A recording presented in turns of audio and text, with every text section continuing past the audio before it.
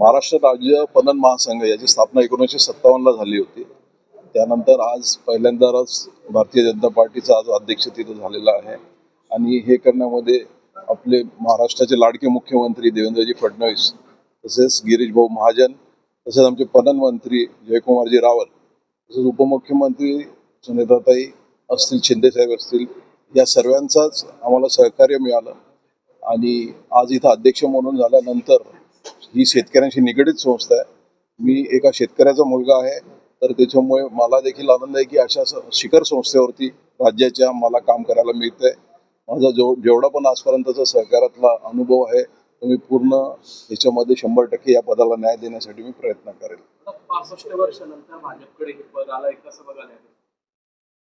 आज योगायोगाने भारतीय जनता पार्टीचे जे आपले लाडके पंतप्रधान आहेत त्यांचा नाराच आहे की सहकार से समृद्धी.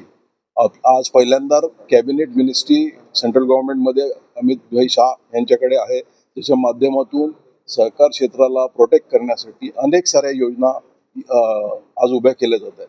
आज शेतकऱ्यांचा माल बाहेर पोहोचवण्यासाठी देखील एक्सपोर्ट ओरिएंटेड काही कॉपरेटिव्ह सुरू केल्या गेलेल्या आहेत देश पातळीवरती. तसंच सीड कॉर्पोरेशन सुरू झालं आहे, नवीन ऑर्गॅनिकसाठी कॉर्पोरेशन सुरू झालेलं आहे. तर आज केंद्र शासन हे अगदी पॅक्सपासून ते केंद्रातल्या मोठमोठ्या संस्थांपर्यंत सगळीकडे लक्ष देऊन त्या कशा प्रॉपर नफ्यात राहतील, त्याच्यानंतर त्याच्या माध्यमातून शेतकऱ्यांपर्यंत कसं काम पोहोचू शकेल हे आपण बघून राहिलोय. तर मला निश्चितच असं वाटतं की अशा काळात भारतीय जनता पार्टीच्या मुळे जिथं मला आज हे अध्यक्षपद मिळालेलं आहे आणि राज्यात आणि केंद्रात देखील हे सरकार असल्यामुळे मला मॅक्सिमम हा शेतकऱ्यांना बेनिफिट सहकार क्षेत्राच्या माध्यमातून आपल्याला तळागाळापर्यंत पोहोचवता येईल. दादा, आगामी काळात शेतकऱ्यांसाठी नेमकी आपली काय ध्येय असणार? आज जेवढ्या आधारभूत किमतीच्या संदर्भात काही पॉलिसीज आहेत स्टेट गव्हर्नमेंटच्या, तसं सेंट्रल गव्हर्नमेंटच्या काही योजना आहेत, या सगळ्या आपल्याला महाराष्ट्र राज्य मार्केटिंग मार्फत खालपर्यंत पोहोचवता येतात. म्हणजे जो आपला जो सिक्युअर्ड प्राईस असतो शेतकऱ्यांना प्रोटेक्शन करण्यासाठी जो असतो, तर तो त्या प्राईजवरती काही बरेचसे धान्य, कडधान्य, तसंच आम्ही धान खरेदी हे सगळंच राज्य मार्केटिंग फेडरेशन मार्फत होतं. आणि हे किती पारदर्शकतेने करता येतं याचा आम्ही प्रयत्न करू. आज 100% डायरेक्टली शेतकऱ्याच्या अकाउंटमध्ये पैसे जातात, हेच फार मोठं पाऊल आहे, जेणेकरून मधले सगळे लिकेजेस थांबलेले आहेत.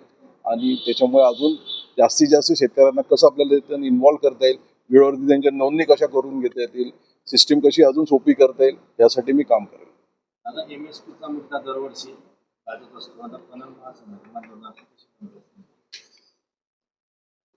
MSPच्या मुद्द्यावरती स्पेसिफिकली आज गाजण्याच्या मागचा उद्देशच असा असतो की शेतकऱ्यांना हमी भाव जो आहे हा त्यांचा रेट फॉर म्हणजे एक उदाहरण, तर एखादा धान्याचा किंवा कडधान्याचा ज्वारीची किंमत आज बाजारभाव 2000 असेल आणि शासनाचा 3700 रेट आला, तर हा प्राइस स्टॅबिलिटीसाठी असते MSP. अख्खाच्या अख्खा पूर्ण माल हे सरकार घेऊ शकत नाही. सरकार ज्यावेळेस प्राइस स्टॅबिलिटीसाठी असा रेट फिक्स करून देते, त्याच्याने शेतकऱ्यांना देखील एक कुठेतरी हमी मिळते की एवढा बाजार भाव मिळाला पाहिजे. आणि त्यामुळे व्यापारी देखील त्या हिशोबाने त्याला सिक्युअर्ड करतात आणि मग मार्केटमध्ये तो भाव जो आहे तो बॅलन्स होतो. तर अशा पद्धतीने हे रेट दरवर्षी डिक्लेअर होतात आणि हे करत असताना शासन त्याच्यावरती बरंचसं संशोधन करतं आणि मगच अशा पद्धतीने MSP डिक्लेअर होतो.